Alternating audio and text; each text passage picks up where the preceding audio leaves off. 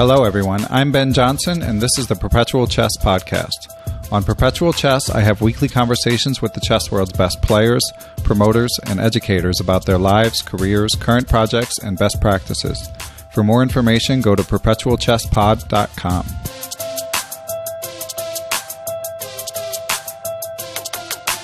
Hello, everyone. I'm here with Grandmaster Eugene Perelshteyn, joining us from Massachusetts, his home state. Eugene, thanks a lot for coming on Perpetual Chess. Sure. Thank you for having me, Ben.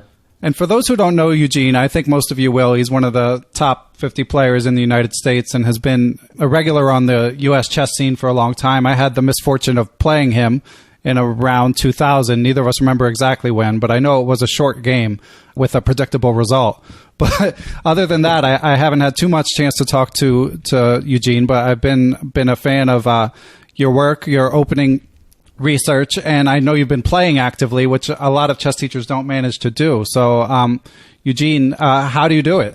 Yeah, that's a good question, Ben. I would say that I'm one of the few people who, when they pursue chess, I was doing a lot of other stuff. For instance, I went to UMBC, which is well known for chess scholarships. And while a student at UMBC, I continued playing chess and pursuing a degree in computer science. And then I got a full-time job working for a big software company while still playing chess. So I was one of the late bloomers getting the Grandmaster title in 2006 when I was 26 years old. It's funny to think of that as a late bloomer. So we have a lot to cover, obviously, but are you still working in the software industry? After working there for about 10 years, I decided that, I've kind of had enough. And now I would say that primarily I'm coaching, mostly coaching, playing a little bit, doing lectures, and mostly involved with chess full time these days. Nice. Yeah. And as you join us, you're doing a chess camp, and we're recording this at night. So I want to thank you because I know you must be a little bit tired after. Yeah, lots of kids, lots of chess. We were watching actually a movie, Magnus Carlsen, today, so it was fun. Oh, nice. That's the kids enjoy it, and it's a nice little break for the teacher. So I'm sure that helps keep you fresh. I actually still haven't seen Magnus Carlsen, even though we had Macaulay Peterson on, who was involved in the production of it. And my students tell me it's great, but I haven't had a chance to check it out yet. Yeah, I mean, I loved it. All the coaches on my camp loved it. The kids loved it too. So I think it's a really well done documentary, and highly recommend it. Okay. So where in Massachusetts do you live, Eugene? Let's start with the basics. Sure. I live just outside of Boston. Okay. And I know that you came from the Soviet Union many years ago, and we crossed paths a few times. We're close to the same age. And that's where you grew up once you came to the U.S., correct? Yeah. As a matter of fact, I had a pretty big start in the Soviet Union or in Russia, depending on how you want to call it, because my dad had his own chess club. So basically, chess for me was more like, an activity after school. I just picked it up without really trying. And I remember as far as number 4 in the basically all of Russian championship under 14. And that's when I came to the U.S. after getting candidate master there. Okay. Oh, wow. So you were already fairly far along in your chess development by then. Yep. Although I remember that back then there were no FIDE rating. So my rating when I first came to the U.S. was non-existent. And the very first tournament, people asked me, "What's your rating?" Well, I said, "I have no rating." And of course, they put me in the unrated section, right. which I won pretty easy. Well, hopefully you made a little money before they caught on. Yep. And then right after that, I was told, all right, so you're probably candidate master. You should play in the expert section. And my very first big major success in the U.S. when I was 15 years old, I won the World Open outright under 2200. Nice. That's a nice chunk of change for a 15-year-old. Yep. Although I was provisionally rating, so I didn't quite get the full 10 grand prize, but I was still pretty happy with the whatever it was, like either $3,000 or $1,500. Right. Well, I think with the benefit of hindsight, we can't really argue with their decision, right? Oh yeah, no, absolutely. you probably didn't belong in that section. Funny enough, the very next year, I was playing board 1 in the last round in the open section, so I was that good. Yeah, that's amazing. And your dad, just for the listeners, I dug a little research, and I know there's Perelshteyn. There's a few Soviet Perelšteyns, but I imagine I found the right one. He's rated about 2380 FIDE. Yeah, that's him. Yeah, Mikhail Perelshteyn. Yeah, so quite a player, and also since he was active about 25 years ago, that was a little more rare back then to have a rating like that. Yep, and he pretty much stopped playing chess when he came to the U.S. Although I would say he was about like solid 23, probably 2400 strength player. And you probably know the reason, because it's tournament life for a chess player is up and down, whereas he started coaching right away, and that's how he made his livelihood. Okay, and I'm sure your family has talked a little bit about what went into the decision, and I guess you were old enough to be like maybe privy to the conversation. So why did your family decide to come to the United States? I would say primarily because of me. I was the only child, and as you probably aware, in Russia, Army service is mandatory. Right. And most chess players that I know who stayed in Russia ended up going to university, which made them avoid the Army service. But back then, it was the first war with Chechnya, so things were kind of getting really dark, plus, financial crisis looming. So my family said they don't want to take any chances. Since I'm the only child, they were afraid I may get sent to Chechnya or something like that. So that was one of the major reasons to emigrate. Okay, and where in Russia were you? So I lived, I would say that I was born in the Ukraine part of Russia, near Kiev, the capital. But most of my life in Russia, I lived in a small town near Kursk, which is, for those of you who are World War II buffs, the heaviest tank battle took place in 1943 there. Okay. And once you came over, you got into chess. How was the adjustment? Like, was it hard? How was your English? I would say it was relatively smooth for me, because I was a kid. I liked everything. I loved to travel. Picked up the language in school pretty easily. Wasn't as easy for my dad and for my mom. And as far as chess is concerned, I probably met the right people at the right time. For instance, after a year of living in the U.S., I met Gingy, who was my first coach, kind of major coach after my dad. And we kind of clicked right away. And, he used to be top 10 player, Kamsky's coach. And so me working with Gingy sort of opened a completely new world of chess. Yeah, this is legendary chess player and teacher Roman Djindjashvili. I think most people just know him as Gingy, but just in case. Yeah, his last name is very difficult to pronounce. It's Djindjashvili. It's a Soviet-Georgian last name. And, he's probably more known for his chess videos in the chess world and for his work on chess.com recently, where he is commenting on members' games and such.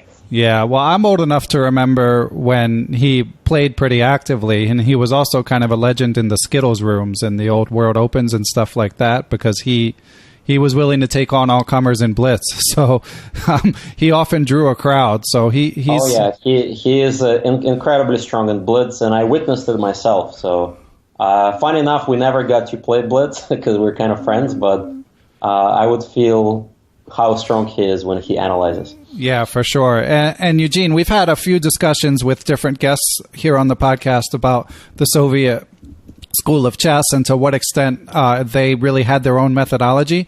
I feel like there's probably not been anyone better qualified to talk about it than you, since your dad was a chess teacher in the Soviet Union, and you also got to study under legends like Gingy. So what's your take on what drove the success of Soviet-era chess players? Well, I would say it's a very simple answer, because in Russia or in the Soviet Union, chess was as big as baseballs in the U.S. Wow. So it was actually a lucrative profession for a lot of players who maybe weren't as good to go into coaching. So, my dad was probably earning more than an engineer, like an average engineer, teaching chess. Wow. And so you had tons and tons of these very qualified, strong coaches all over Soviet Union. And also keep in mind, chess clubs and pretty much all clubs were free. So kids would just go to, including myself, to a chess club like that and just hang out, play chess. And it's basically pure numbers game. Eventually you have tons and tons of kids who are good. We competed against each other all the time. There was a small regional competitions. Then you go a little bit more to state competitions, then the whole country competitions. That's how I qualified to all of Russian competition under the age of 14. And through this kind of competitive spirit and tons of good coaching, kids just got good. That makes sense. And the second thing I would mention is that there were these special chess schools. You probably heard of the famous Botvinnik chess school. Mm-hmm. Well, I was in what is called the Karpov chess school. They renamed it a few times. At one point it was called something else. It was the Belyavsky and Mikhalchyshin chess school from the Ukraine. Then they changed it to the Karpov chess school. But it doesn't really matter. There were all these top schools where all the best coaches would teach. It would be like a mini camp, like maybe 2 weeks at a time, maybe about 2 times a year.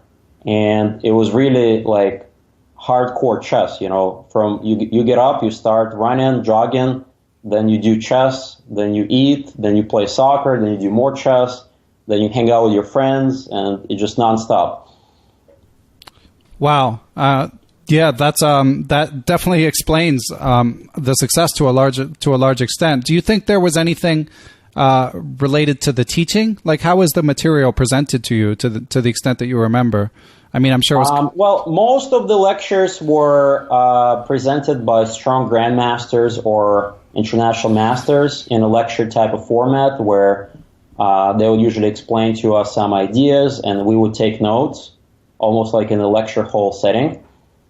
And there was a little bit of informal coaching as well because we would play against each other. Our games would get analyzed. I remember the famous coach Igor Zaitsev, who was Karpov's coach at some point. He's still alive. He had the private session with me where he would kind of evaluate me, and he said, this kid is okay. He may one day become a GM, but nothing special. That's funny. And was there a special emphasis on endgames, or was it kind of holistic treatment of chess? I would say it was pretty much everything, starting from openings all the way to the endgames. And the coaches would be good about sort of figuring out each kid's weaknesses. And then I would get a notebook, and we would have our homework. And for instance, if endgame was my weakness, I would go back to my town with my own personal coach, and I would work on eliminating my weaknesses, and then I would come back next session and kind of have a review with one of the top GMs there. Okay. And someone like Zaitsev, who I assume is the Zaitsev variation, is named after him. Is that right? That's him. Absolutely. Yeah, he was sort of known in Russia as the opening theoretician, even though himself he wasn't such a highly ranked GM, but I remember he was given 6 of the best kids, and we were like candidate master strength, blindfold simul. Wow. That's incredible. So someone like GM Zaitsev, when he's working with you, was that paid for by the Soviet government? Yep. I think at that point it might have been Soviet government. Maybe later when the Soviet Union fell apart, it was private sponsorships that sponsored these chess schools. But I remember that none of the kids had to kind of pay from their own pockets. Okay. And your dad also worked for the government as a teacher. That's right. Yeah. Okay. Well, thanks, Eugene. That's a lot of insight as to the secret sauce, to the extent that there is any other than like hard work and a really solid infrastructure. So how did you find the chess culture when you made your way to Massachusetts? I mean, I guess it was... it was totally shocking because there was pretty much, it was kind of free-for-all. There was just chess tournaments. You want to show up, you want to play, You don't want to play, you don't want to play. It was very relaxed, laid-back atmosphere. There were no teams like in Russia where a coach would bring the whole team in of players. I felt it was more relaxing atmosphere and not as competitive as in Russia. And also I felt that an average chess player that I faced was relatively weak, given how much chess coaching I got in Russia, especially in the endgame. Yeah. That's why I asked about the endgame. I mean, Russians have this reputation of being such technicians, but maybe it's just that it's more neglected here than that it was specially emphasized there. And also keep in mind the U.S. chess is more like, if you like chess, you pick up a couple opening books, you may get better, but you don't have a formal education, right? You don't have somebody telling you, well, your weakness is your endgames, you should work on it. Right. And as a result, most people who are talented in chess, they get to a certain level, but they may still be really bad at endgames, right? Right. So that was, I think, the difference is that U.S. is more talent-based approach, whereas in Russia, we each had a very formal kind of chess education. Okay. All right. So, Eugene, let's flash forward to when you won the Sanford. I know you won a scholarship to UMBC and you stuck with chess while you were getting your education there. And then what year was it that you won the Sanford Fellowship? Yeah, I would say that the year 2000 was my most successful year. I was about 20 years old. I won the U.S. Junior Championship. And right after winning that, I found out that I won the Sanford Fellowship. That's incredible, yeah, and I mean it's such a great thing that exists for American players, and I know that around that time you made some big improvements. So how did that change your training and playing regimen? I would say that for the first time in my life, I became a full-time chess player, because even in Russia I was combining school and chess, and it kind of opened my eyes on what real hard work really is in chess, because honestly, I wasn't such a hard-working chess player to begin with. So I basically had to create a structural way for me to study chess, which I think is pretty difficult, looking back at it, because I'm basically my own boss. Right. And I can easily take a day off and not study chess, and nobody will notice, right? So it's one of those things that is probably the most difficult part of winning the Sanford Fellowship, where everything was basically up to me, and I had to make the decisions where to play chess, how to study chess, which tournaments to play in. But I think I enjoyed it for the most part, although I think toward the end of it, I kind of got burned out a little bit. So how much time did you end up studying chess during that period? How many hours a week do you think? It was pretty much insignificant compared to how much I should have studied chess after I met Dorfman. And I'm not sure if the audience knows who Yosef Dorfman is. He is a famous coach who is originally from Russia, actually Ukraine part of Russia, and he was Garry Kasparov's coach during his first two matches against Karpov. And then he's also famous as Etienne's Bacros coach in France. So what was the experience of working with a teacher of that repute like? Yeah, after I realized, working with him, I realized that I'm basically nowhere close to working at real chess, because he was basically working at that time with Topalov, a little bit with Gelfand. So he was comparing me to those guys, right? Right. And he told me the story about Topalov that I still remember. He basically said, after working for 10 hours straight with Topalov, the only thing that kept him from not falling apart, is that during the midday break, they were playing tennis. Huh. Wow. So basically, I think I was spending about 4 or 5 hours a day, but it was nowhere close to these top guys. Okay. And what would you study with those 4 to 5 hours a day? With Dorfman, we would mostly work on openings, and his approach was quite interesting. It was like, I don't know what the proper name of this method. I would call it the bulldozer approach, where we just look at every single move nonstop and just keep going variation, and just keep going sometimes deep into the end game. And basically the idea is that you just exhaust the position so much that at some point it becomes so natural to you. You can play it with your eyes closed. It's like a computer, basically. Yeah, and funny enough, we didn't really use the computer back then. I mean, the computers were, I think, pretty good. I think it was pre-Houdini and pre-Ripka. But I would say that we would check our analysis a little bit with engines, but for the most part, it was totally sort of analysis. Okay, and would you look at moves that were pretty clearly bad, or would it just be yes, like, wow? That's what was the big surprise to me, because I'm more of an intuitive chess player. I would only look maybe at like 1, 2, maximum 3, 4 moves. But with him, we'd probably look at like 10 moves. Okay, so maybe with the idea of finding more of those fabled invisible moves. Probably, yeah. It was completely foreign approach to me, but it is basically like hard work. If you're working the fields, in the middle of the summer, well, that's how it felt like working with him. Okay, chess. So like calculating, basically. Yeah, nonstop calculating, nonstop just kind of like analysis, comparing ideas, and even after like 2-3 hours analyzing one position, we would come back to it next day.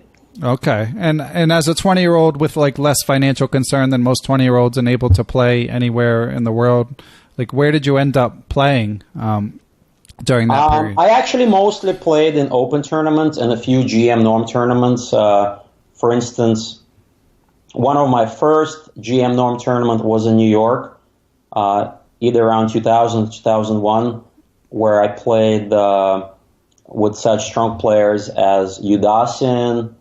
Let's see, who are some of the top GMs back then? Igor Novikov, who is Ukrainian GM, right? To live in the U.S. And I remember Hikaru Nakamura finishing last. He and I were losing pretty much all the games. But it was a great tournament. I think it was organized by Susan Polgar because, American chess players, especially youngsters, we really didn't get enough opportunities as far as round-robin tournaments are concerned. And the open tournaments were not as instructive because it's up and down a lot. You get paired against a GM or you get paired against like a weak 2200 player. Yeah, it can definitely be harder to get norms that way, I would guess.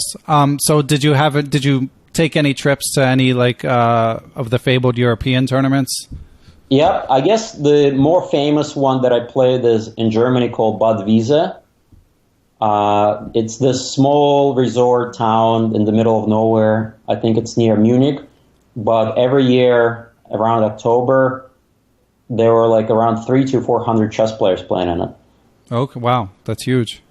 Yep, and that's where I met Dorfman for the first time. I remember Valakitin, this famous Ukrainian chess grandmaster who is now high 2660s or 2680s. He was like 10 years old at that time. So basically, at some point, all the top GMs sort of played in these fabled tournaments. Okay. And what do you have like what you would consider a career highlight from your time playing? My probably best performance was a little bit after the Sanford Fellowship, so I did not quite become a Grandmaster. I think I got maybe a few norms. But Maurice Ashley organized this tournament in New York City called Generation Chess, where for the first time there was this rule, no draws. It's kind of now his trademark, right? And there are many tournaments now that there's no draws, but that was the first tournament where there was a specific rule, no draws. Maybe either no draws in general or before move 30. But I remember winning that tournament outright. It was a round robin with the round to spare. That's quite impressive. Yep. I remember Elvis played, Udasin as well, Larry Christensen, Irina Krush, Vara Kobian, tons of strong IMs played in it. I remember just winning that tournament with the round to spare. And even losing to Elvis in the last round with White, I still got a GM norm. Wow. So to the extent that you remember, how did you envision your career at that point? Did you have, I'm sure you were consumed with becoming Grandmaster, but did you have concrete goals beyond that or thoughts about what you were going to do with your life professionally? Well, I think working with Dorfman really showed me what it's like to be in the top 10, or how much time I would have to study if I want to ever reach top 10. And that was pretty much unrealistic right off the bat for me. So I basically focused on kind of smaller goals, like I played tons of U.S. championships, try to qualify to U.S. championships, while basically pursuing my education and working full time. Okay. And what made you decide to work full time rather than go straight into chess teaching?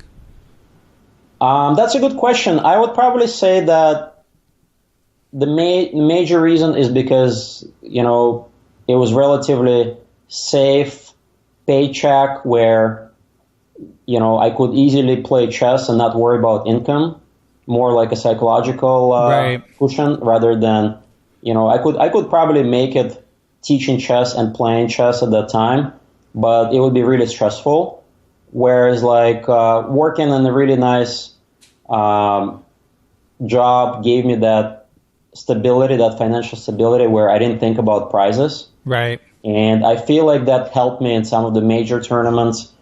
For instance, the Foxwood Open that I won in 2006, I managed to beat a couple of strong GMs there, including Mikhailevsky with black, and that gave me the last GM norm, and I tied for first.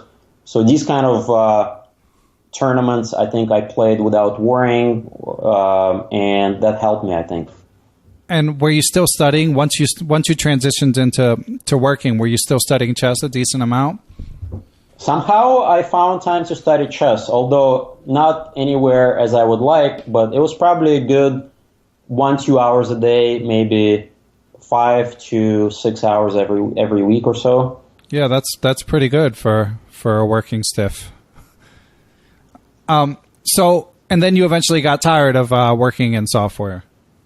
Yep, a couple years ago, after working 10 years or so for a big software company, I decided that now it's time for me to focus on teaching chess more.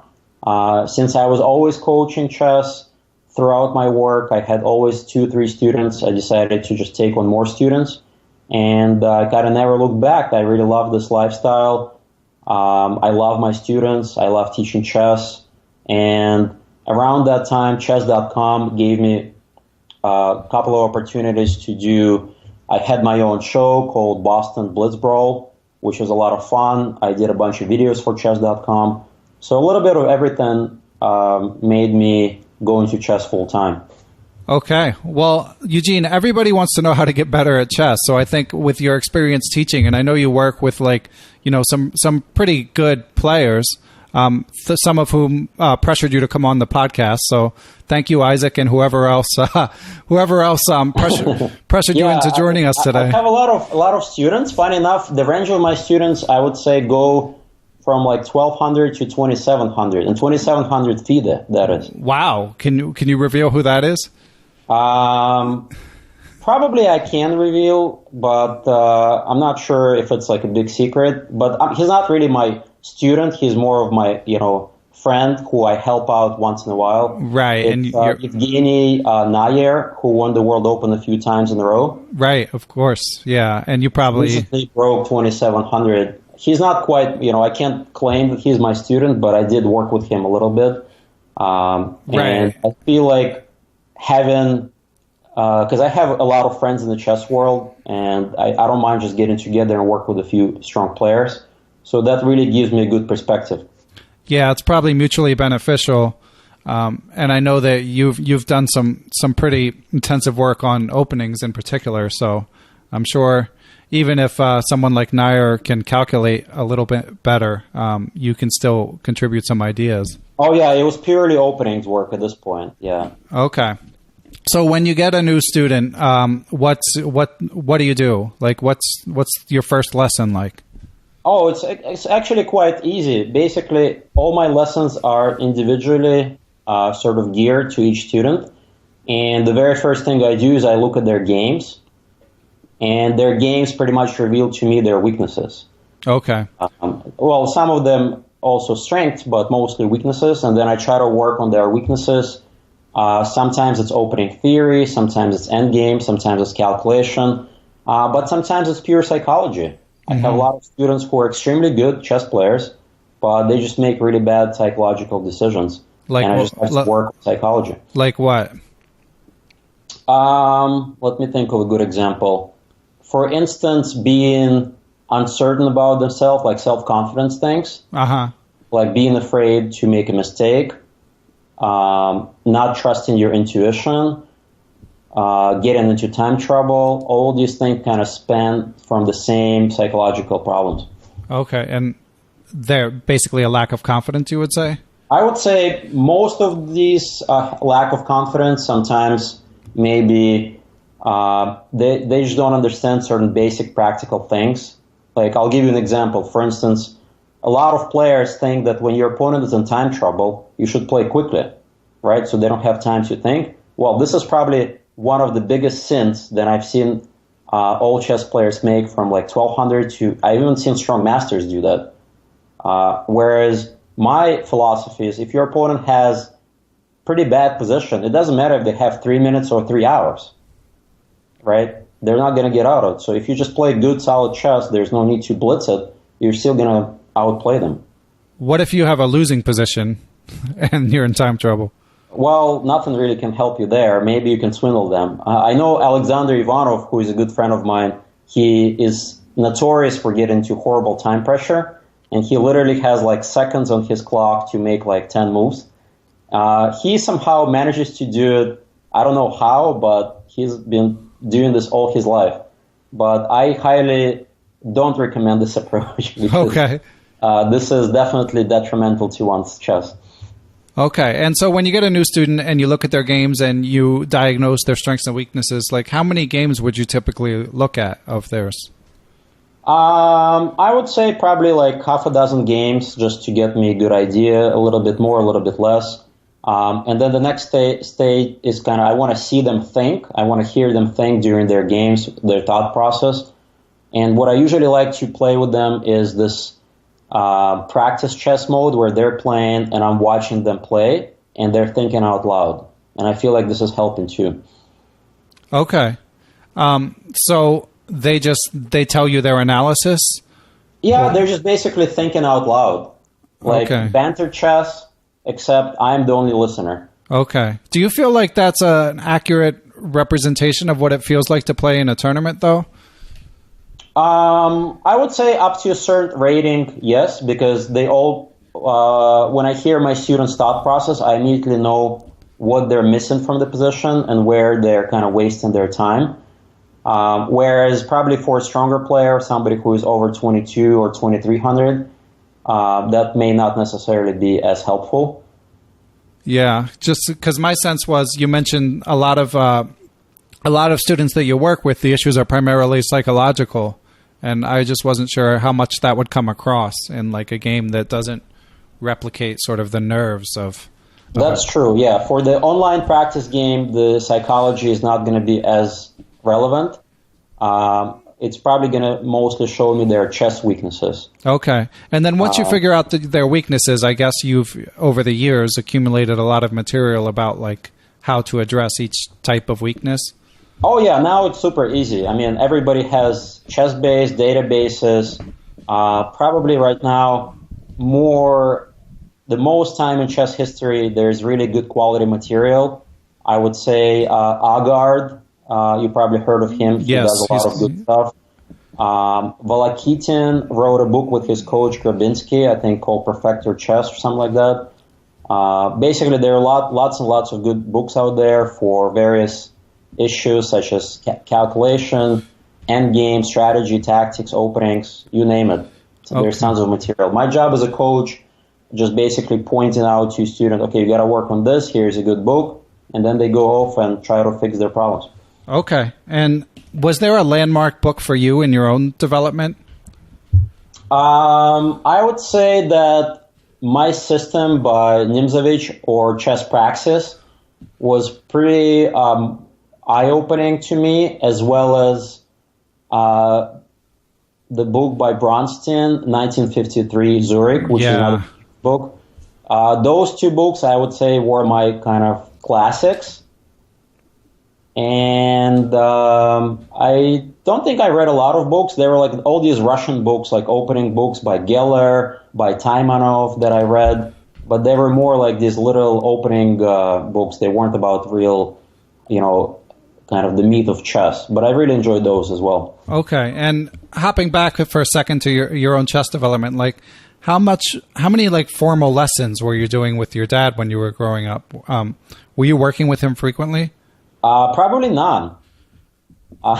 He never coached me one-on-one, like, sit-down coaching. He basically told me, when I was very little, he basically told me, okay, you want to earn some ice cream money, go solve a bunch of studies, or go solve a bunch of puzzles. And that's how I got into really enjoying solving studies and puzzles and got really good. That's hilarious. So would he give you a book or just set up a position or what?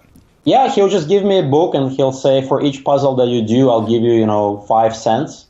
And, whereas kids who are in the same chess club would solve maybe like 15, 20 puzzles, I would probably solve like 100 puzzles. Okay. And that's how I got better. My 4-year-old is in for it now. Perfect. So now you gotta get him to solve mates and ones or twos and get him some ice cream money. Exactly. Nice. Okay. And also, while we're on the topic of your development, I had made a note that you mentioned in an interview that when you started working with Gingy, your rating went up more than 100 points in just a couple of tournaments. Oh yeah, it was really incredible. I think I went from like 2375 to about 2500 within like a span of like half a year. So that's kind of mind-boggling to me, and I think a lot of our listeners. So, with the benefit of hindsight, looking back, how do you think? Like, what clicked? Well, I think I simply did not really understand chess. There's a lot of these grandmasters use the word chess understanding, or I'm not really sure how to explain it, but basically, when you look at a position, you immediately know what to do. And Gingy always had that quality. Like, doesn't matter which opening, doesn't matter which game. I just show him a game. He immediately tells me where I went wrong and why. And to me, that always was like mind-boggling. And it took me quite a while to get to that point. I think when I turned 18, between 18 and 19, I finally kind of clicked. But it's hard for me to kind of pinpoint exactly how to describe that quality, other than when you just look at the position, you immediately know the right plan or the right idea or the right move. Okay. And what were training sessions with him like? You mentioned how Dorfman approached it with strictly calculation. Completely opposite of Dorfman. Okay. Gingy is also used to be top 10 in the world. I'm not sure if Dorfman was top 10. Maybe Dorfman was top 20. But Gingy is a very creative, intuitive chess player. For him, chess kind of came easy. So he would still analyze because he loved to analyze, and he would show me his analysis. And by the way, that was pre-computer era analysis, and it was really spot on. So that was kind of how I got to analyze with Gingy. But basically, he was feeding me all these ideas that were basically novelties. Every single opening or every single idea was brand new to me. And I basically was his guinea pig, right? I would test these out ideas and I would win a game. Wow. Pretty, well, it sounds like you were a good guinea pig, well-behaved guinea pig for him. Yeah, absolutely. I mean, basically all of the books that we wrote, Chess Openings Explained for Black and Chess Openings Explained for White, I played every single of those openings at one point of my career, and they brought me lots of good results. Nice. Yeah, that's, for those who don't know, Chess Openings Explained is Eugene's website. Which, Eugene, can you tell them the backstory of how the website came into existence? Yeah, sure. So around 2004, 2005, Gingy and I decided to write a book. Basically, everything that we learned, we know about our ideas, our openings. We decided to make a repertoire series for White and for Black. And we co-authored it with the famous book author, Lev Albert. So the three of us got together and we wrote, at that time, they became bestsellers. They're called Chess Openings for Black Explained, a complete repertoire for Black, and Chess Openings for White Explained. And over the years, basically, the books were selling really well. And recently, with modern day and age, people simply don't have time to wait for a new edition because opening novelties and ideas change almost every week. So I created this website called chessopeningsexplained.com, where the idea is that you get the same kind of analysis, pretty much instantaneous every week, with ideas, new novelties, and a lot of my own games annotated. So there's lots of videos that people can watch, and I feel this is much easier to learn in this format rather than waiting for a book every year or so. Yeah, I agree. And speaking of which, of your own games, I know that you've managed to stay pretty active. You played in Reykjavik recently and the World Open, and I might be missing something in between. But let's start with Reykjavik, because I read your little Q&A on Chess Summit where you mentioned that you played, I mean, it's obviously in the public record that you played Geary, but I thought it was pretty interesting reading you talk about that game and that experience. So could you tell our listeners about it? Yeah, absolutely. I mean, I would say that I have played a lot of strong players in the past. I used to play Nakamura all the time when we were juniors. But recently, I would say Geary, he's almost 2,800. So he's probably the highest rated player I faced maybe ever, or at the very least in the last 5 years for sure. So even for me, this was quite an experience because, I consider myself almost like a veteran of chess circles. I've been my very first tournament at the age of 10, and now I'm 37. So I've been playing chess for like 27 years. And then here I play Geary, who is in his young 20s, right? Right. And he completely surprises me out of the opening, in an opening that I feel like I know well. And that's like a sideline for him. Right. And he completely gets a winning position, like big advantage. I managed to fight back, sacrifice a pawn, get some counterplay, but his technique was like perfect. And I checked it with the engine, he didn't make a single mistake. Wow. And did you get to talk to him at all about the game? I mentioned, we briefly talked a little bit after the game, and all he told me where I could have improved out of the opening, and he gave me a computer line that equalizes for white. Okay. So was this a novelty that he played? Absolutely. I mean, at the GM level, let's put it that way. It's a novelty. It's a pretty strong novelty, and now I have to make only moves just to equalize as white. That tells you how good these guys' preparation is. And did you have the sense that he was prepared, like he had prepared for you, or he just had that in his back pocket? That's actually a good question. I don't think I'm such a strong player that he would prepare specifically for me. So, which is even more interesting that he had this in his back pocket waiting for somebody else. And he remembered it, right? So one thing to have this idea in your computer, another thing is to remember it. Right, and to remember what you should have done on top of that. Yeah, and he even remembered, the best defense for me, so which was really mind-boggling. Wow, that's incredible. And when you played him, in the previous week I had GM David Smurden on, who played Magnus Carlsen in the Olympiad. So he walked us through a little bit what his nerves were like. So were you unusually nervous before playing Geary? I wouldn't really say I was nervous because I've been playing chess for such a long time that it's really hard to make me nervous. But it was a little bit exciting, I guess. I feel that if I beat him, that would be quite exhilarating feeling. But I was pretty realistic about going into the game, that I think like a draw is not a bad result, if he's especially well prepared. But I didn't know that I would be fighting for my life with white from like the opening. So that was definitely an eye-opening experience. Wow. So how was the rest of your experience in Reykjavik? Well, first of all, for those of you who have never played there, highly recommend a tournament. Yes. Because it's one game a day. So for all of us Americans, this is a luxury, right? That we can actually hang out, explore the city.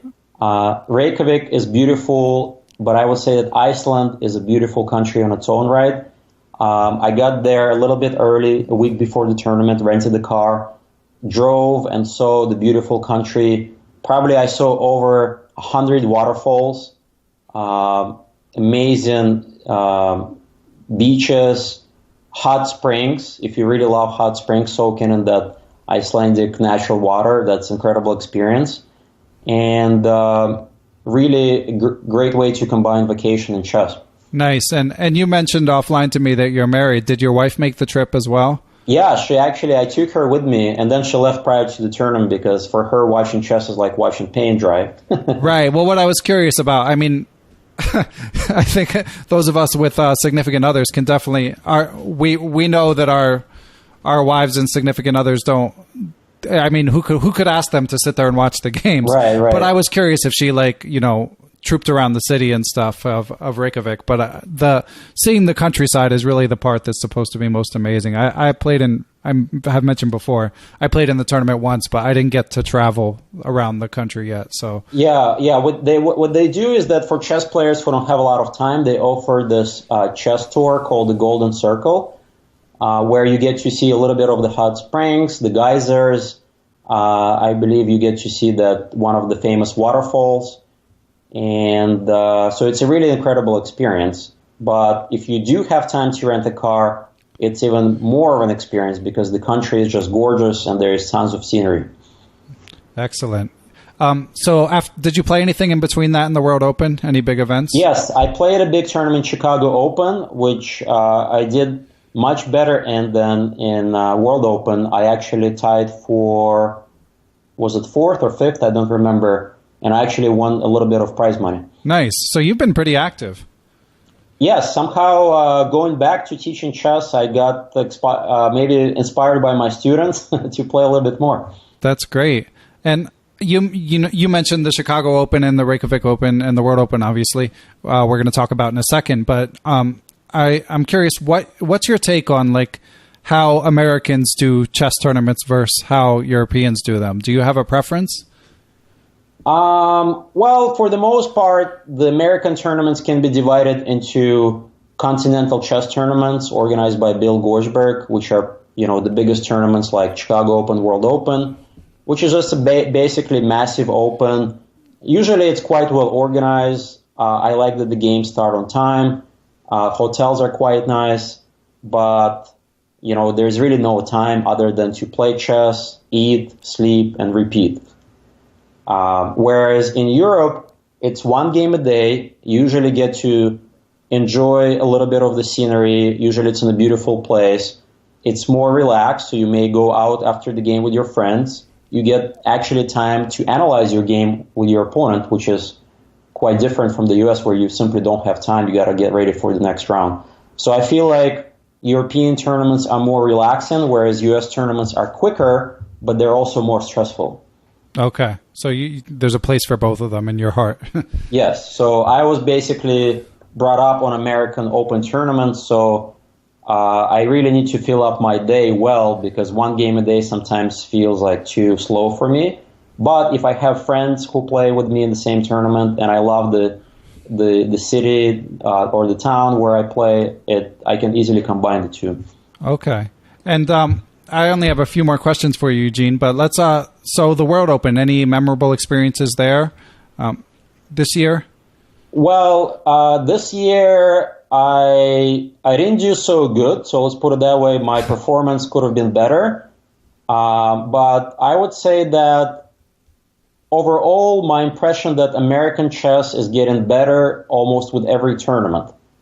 Because I remember my very first World Open in 1995. That was the expert section. And then in 1996, I played in the open section. And the Grandmasters that I faced were, Yermolinsky, John Fedorovitz, I think Serper. But basically, these guys are now coaching chess more than playing chess. So you have tons and tons of these young Grandmasters.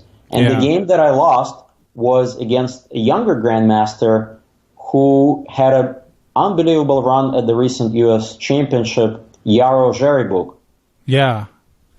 Yeah, I remember that name. He won like first 3 or 4 games or something. Yeah, and he also is famous for beating Caruana in that tournament. Right.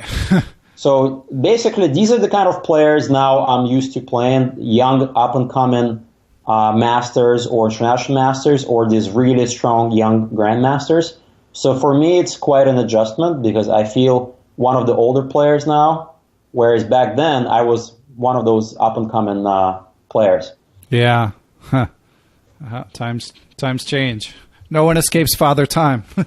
Yes, and I feel like the average chess. So basically, when I would play World Open, back in the late 90s, for me to win a game against a 2200 was basically a piece of cake, right? Whereas now, to beat anybody in the World Open... I was that 2200. Anyway, go ahead. Maybe. I don't remember if it was that easy for me to beat you, but I remember in general that I would play, on average, guys who were kind of older and they were like 50s and they were like 2200s, and I would beat them pretty easily. Right. Whereas now, mostly I'm playing these little kids, and I'm not sure if it would be easier for me to play a little kid or like a 50-year-old GM. Right. Yeah, that makes sense. They're tactically so sharp. They're tactically sharp. They're very underrated, and they don't really have problems being tired. 2 games a day is really tiresome for a lot of players, especially once you hit 30 and you go getting closer to 40. Whereas these guys are teenagers mostly. Some of them are. I played right next to one of the rounds. He might have been on your show, the youngest master in the U.S. Christopher Yu, yeah, he was. Christopher Yu, yeah. So these kids, for them, it's not even challenging. They just sit around, play around with their food, or they look with their cookies, and then they play chess move, and they're just having fun. Whereas for me, this is hard work. Yeah, I'm with you. That's funny. Nice. So, Eugene, outside of chess, what else are you into? Outside of chess, I love traveling. So, just this past weekend, I came from a little camping trip in New Hampshire. So, I love being outdoors. I love traveling. I like swimming, and just kind of having fun with my friends. So, pretty much all sports I like. And that's about it, I would say. Okay. And so how much time are you spending trying to improve at chess and between your lessons? How chess intensive is your life these days? I would say that I always have a feeling that I don't have enough time to study chess.